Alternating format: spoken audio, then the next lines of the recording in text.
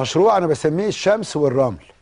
ربنا عاطي لمصر شمس مجانا. اكبر درجه سطوع شمسي في العالم هي اللي تقع على مصر في الدنيا. 7 أضعاف المانيا.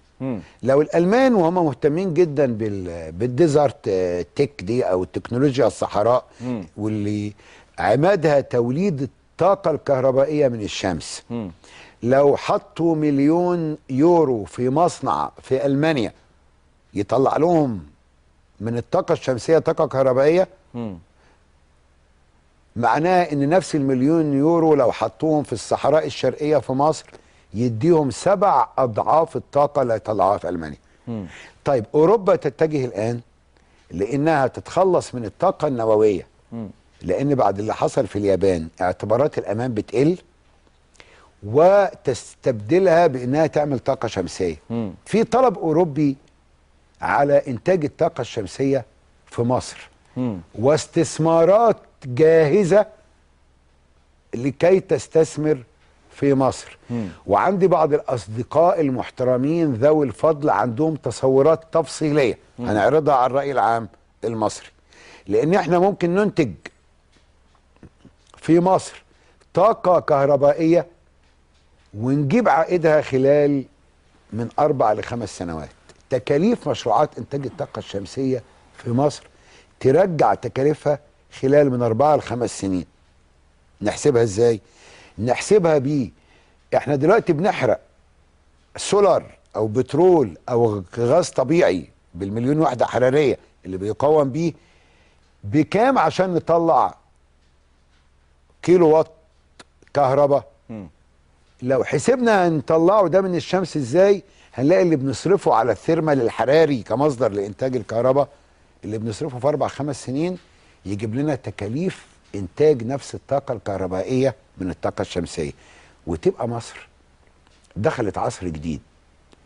اذا تذكرنا ان انقى رمل في مصر في العالم هو الرمل المصري زي البلجيكي، وان ده في ماده السيليكون، ماده السيليكا اللي هي العماد دي لما بتتعمل باساليب معينه في الحرق والصهر وبتطلع كده الواح جرافيتيه زي اقلام الرصاص، دي بيتعمل منها الشيبس اللي هي قاعده الموصلات الكهربائيه في اي منتج الكتروني في العالم، من الكمبيوتر للراديو الترانزستور يعني مصر عندها فرصه حقيقيه بخير موجود فيها في الطبيعه، هبه الله، انها اذا اقدمت على مشروع فيه جساره سياسيه واراده وتوظيف للتكنولوجيا اللي موجوده في بلد زي المانيا ثم اسبانيا. وبالمناسبه انا كنت في زياره لاسبانيا وعملت مباحثات عديده مع رجال اعمال وحكوميين بالذات في كاتالونيا، ومهيئين لانهم تاني بلد في العالم في تكنولوجيا الطاقه الشمسيه، وفي طبعا ده موجود في المانيا، ان يشاركوا.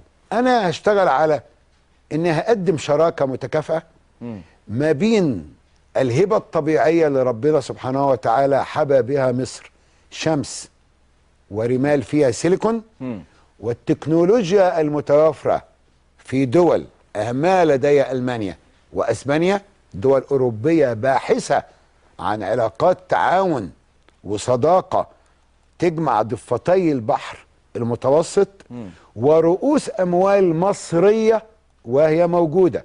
انا بقول لكل السائلين يا اخوانا مصر فيها فلوس كتير جدا بس ما بتتوظفش. فيها مليارات لم توضع في خطط اقتصاديه جاده، ما تقدملهاش ضمانات، اطار تشريعي محكم، دوله عندها خطه جاده للانتاج، سوق مستقر في العالم.